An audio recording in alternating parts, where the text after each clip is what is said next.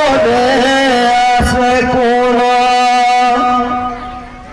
অমরে দিয়া রাজ্য কল যখন কল যি শত্রু প্রধান আগে লইলো প্রাণ নিমিত মাত্র বাম হাতে বান করা লক্ষ্য কবে দিলা চলে দুয়ো হাতে হর করা নিৰন্তৰ হাতে সাঁচিবলৈ। কৃষ্ণ এতিয়া পৰৱৰ্তী পদৰ মাজেদি আমাক কি ক'ব বিচাৰিছে আমি আলোচনা কৰিম। ঈশ্বৰে বুলন্ত যিটো ৰূপ মই জানিও ধনঞ্জয় যে এতিয়া মই কি ৰূপ চাব লাগে তুমি দেখুৱা বুলি যেতিয়া অৰ্জুনে প্ৰাৰ্থনা কৰিলে তেতিয়া ভগৱন্তই কৈছে ঈশ্বৰে বুলন্ত যিটো ৰূপ মই জানিও ধনঞ্জয় মই যিটো ৰূপ তুমি জানা ব্ৰহ্মা আদি দেৱ যত যোগীগণ কালচক্ৰে ফুৰা হয় যে মোৰ বাদে অৰ্থাৎ ভগৱন্তৰ বাদে ব্ৰহ্মাকে প্ৰমুখ কৰি সমস্ত দেৱ দেৱতা এই কোটি কোটি ব্ৰহ্মাণ্ডৰ জীৱবিলাক কাল চক্ৰৰ দ্বাৰা পৰিভ্ৰমিত হৈ থাকে। কালে সকলোকে বিনাশ কৰে। অতৰ্কিত কালে আমাৰ জীৱনৰ গতি সলনি কৰে। চাই থাকোঁতে বাল্য, চাই থাকোঁতে যুৱা, চাই থাকোঁতে বৃদ্ধ, চাই থাকোঁতে জৰা, চাই থাকোঁতে মৃত্যু। মানে ব্ৰহ্মাকে প্ৰমুখ কৰি যিমান বিলাক জীৱ আছে চব কাল মায়াৰ অধীন হৈ গৈছে। ব্ৰহ্মা আদি কৰি জীৱ যত ৰাম ৰাম ৰাম ৰাম ৰাম মায়া সজ্জা মাজে আশ্ৰয় ভুগি যায়। সকলো মায়াত বন্দী হৈ আছে। গতিকে সকলোকে কালে হৰণ কৰি আছে। সদুহু পালুহু লোক সংহাৰহু আকৌ জানিবাহা ভালে। স্বজন ময়ে কৰোঁ, পালনো ময়ে কৰোঁ আৰু সংহাৰো ময়ে কৰোঁ। এই কথা তুমি বুজিবা। সেইকাৰণে আমাৰ মহাপুৰুষ মাধৱদেৱে ভক্তি ৰত্নাৱলীত এটা এই বিষয় কৈছে একে বাসুদেৱে দেৱদেশে কৰিবা ভকতি নকৰিবা আন একো দেৱতাত ৰতি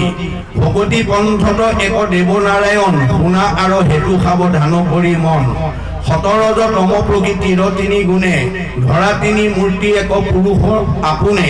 ৰজুগুণে ব্ৰহ্মাৰূপে সৃষ্টি সজুলন্ত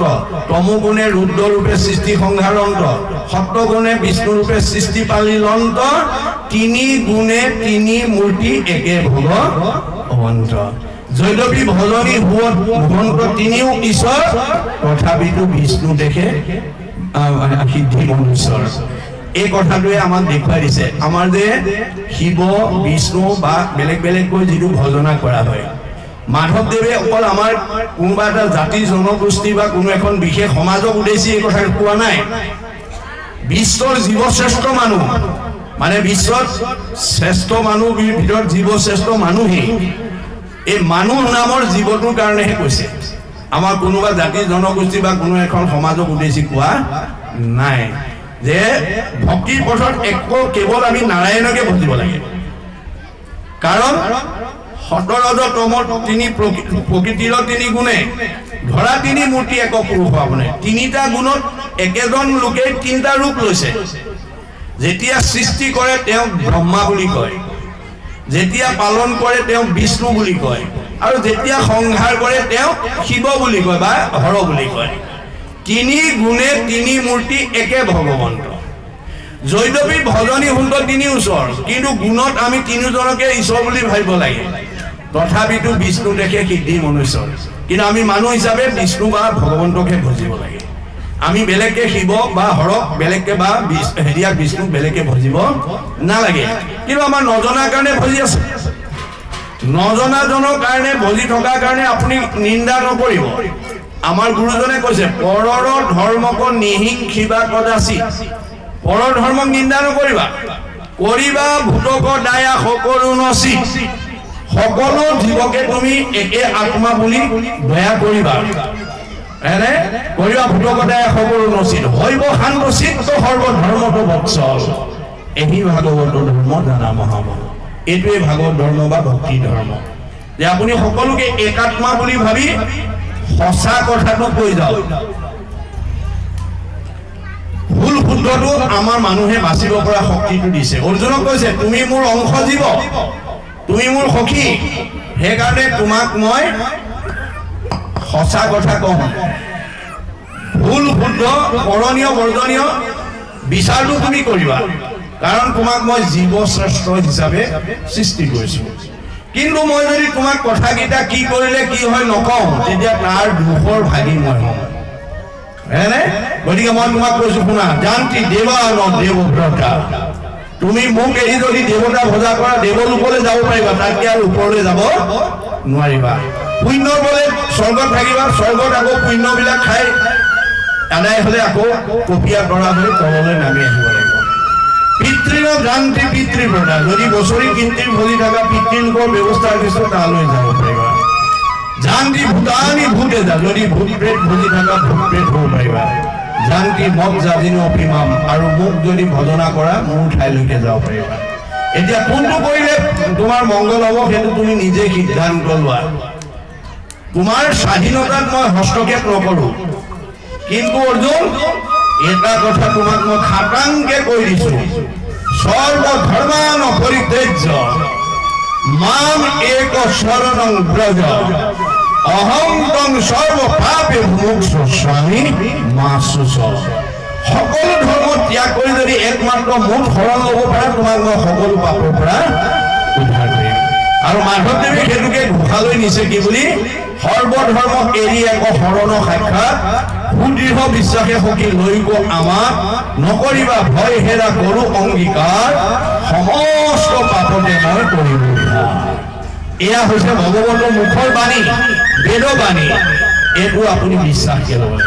আৰু শংকৰদেৱে কৈছে কাকো নিন্দা নকৰিবা সঁচা কথা কৈ যাবা কোনটো কৰিব লাগে কোনটো কৰিব নালাগে কোনটো সঁচা কোনটো মিছা কোনটো জীয়া কোনটো মৰা নিজে বিচাৰ কৰিব এবাৰ এজন ৰজাই বাণিজ্যলৈ গৈ ভাটৌ এটা কিনি আনিলে কিনি আনি পিছদিনাৰ পৰা ভাটৌটো টোপ খোৱাত লাগি গ'ল এদিন দুদিন গৈ ৩-৪ দিন ভাটৌ টোপ খুৱাওঁতে তেওঁ ৰাজকাৰ্যলৈ যাবলৈ নোৱাৰা হ'ল ইফালে ৰাজন্য বৰ্গৰ মাজত চিন্তা হৈ গ'ল আৰে ৰজা আজি 4 দিন ধৰি ৰাজসভালৈ অহা নাই মন্ত্ৰী ৰজাৰ কি হৈছে তুমি খবৰ লৈছানে বোলে লোৱা নাই মন্ত্ৰী হৈ তুমি ৰজাৰ খবৰ লোৱা নাই যোৱা কি হৈছে খবৰ লৈ আহা তেওঁ কুবাকুবিকে গৈ দেখে যে ৰজাই ভাটৌ টোপ খুৱাই আছে তেওঁ পিছফালৰ পৰা মহাৰাজ বুলি মাত লগে লগে উভতি চাই মন্ত্ৰীবৰ আহিলা হয় তুমি আজি 4 দিন ধৰি ৰাজকাৰ্যলৈ যোৱা নাই ৰাজন্য বৰ্গৰ মাজত চিন্তা হৈছে কি কবা মন্ত্ৰীবৰ মই বাণিজ্যলৈ গৈ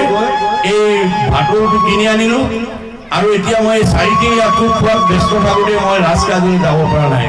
মন্ত্ৰীয়ে ক'লে মহাৰাজ তুমি 61 ৰজা সাৰ্বভৌম ৰজা হৈ সামান্য ভাটৌ চৰাই টোপ খোৱাত ব্যস্ত থাকিলে কেনেকৈ ৰাজকাৰ্য চলিব তোমাৰ ইমান পৰ্যায়ত আছে অহাকালিৰ পৰা প্ৰত্যেককে দায়িত্ব দি দিয়া আৰু আইন কৰি দিয়া কোনোবা গৃহস্থই যদি তোমাৰ ভাটৌ টোপ খোৱাত অৱহেলা কৰাৰ কাৰণে মৃত্যু মুখত পৰে তেওঁ প্ৰাণদণ্ড দিয়া হ'ব মন্ত্ৰী বুদ্ধিমতে ৰজাই পিছদিনাখন এঘৰ ভাটৌ পোহাৰ দায়িত্ব দিলে আৰু তেওঁ নিজে ৰাজকাৰ্যলৈ গুচি গ'ল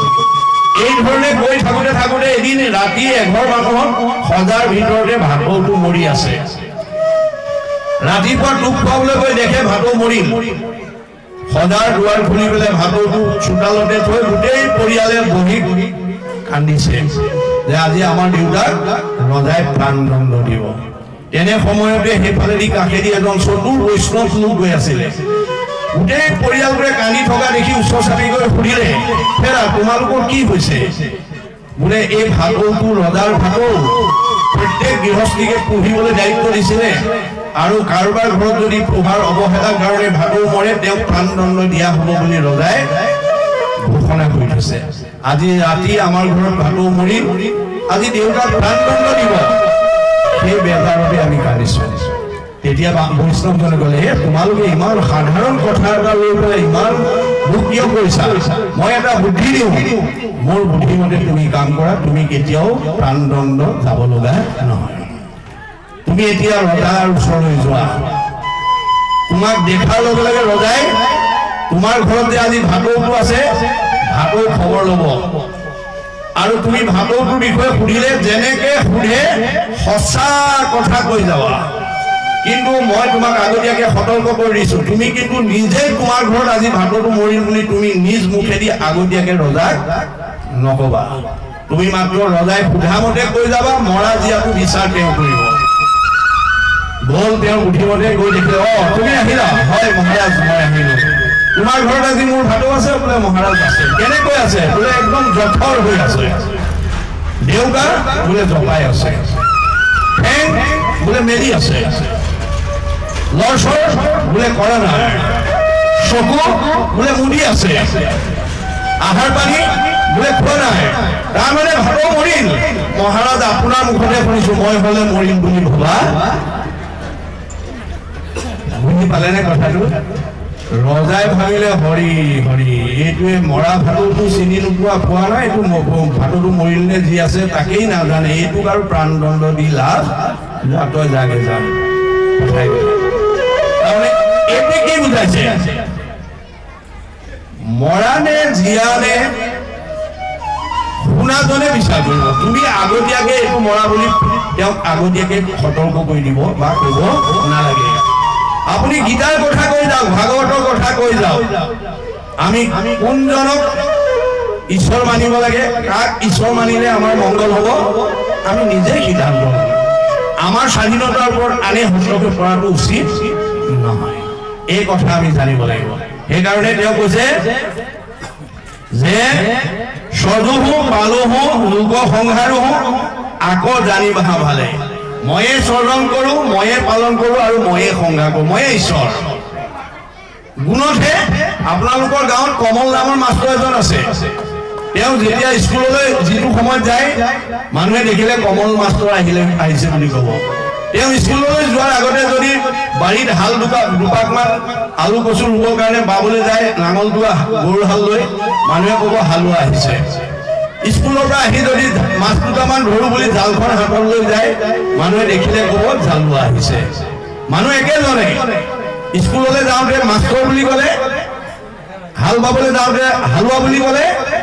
আৰু মাছ মাৰিবলৈ যাওঁতে মচুৱা বা জালুৱা বুলি ক'লে কিন্তু আচল মানুহজন কোন কমল মাষ্টৰ একেটা গৌণহে একেটা মুখ্য নহয় যে বিষ্ণু মূল ব্ৰহ্মা আৰু হৰ গৌণ এই গুণৰ নাম স্বজন কৰোঁতে যেনেকে হাল বাবলৈ যাওঁতে হালোৱা বুলি ক'লে মাছ মাৰিবলৈ যাওঁতে মচুৱা বা জালুৱা বুলি ক'লে কিন্তু এইটো গুণৰ নামহে এইটো আচলজন নহয় গতিকে ভগৱন্তৰ সঁচা এইবিলাক মিছা এই কথাটো আমি উপলব্ধি কৰিব লাগিব দণ্ড পল কৰি আয়ু নেই হৰি লোকে মোক কাল বোলে দণ্ড পলকে গৈ আছে আমাৰ দিন আপোনাৰ দণ্ড পল মিনিট ছেকেণ্ড ঘণ্টা দিন মাহ বছৰ যুগ এনেকৈ আমাৰ দিন পাৰ হৈ গৈ আছে এই সকলোবিলাক ময়ে বুলি কৈছে কাল মই কাল ৰূপে সংহাৰ কৰি আছো পূৰ্বত বুলিলে ভংগ জয় কৰি তাহাৰো নাজানা তত্ত্ব যে ভংগ কাৰ জয় কাৰ যিটো তত্ত্ব তুমি নাজানো বুলি কৈছিলা এবে ধনঞ্জয় কাৰ ভংগ জয় দেখিও তুমি ভাগ খাটা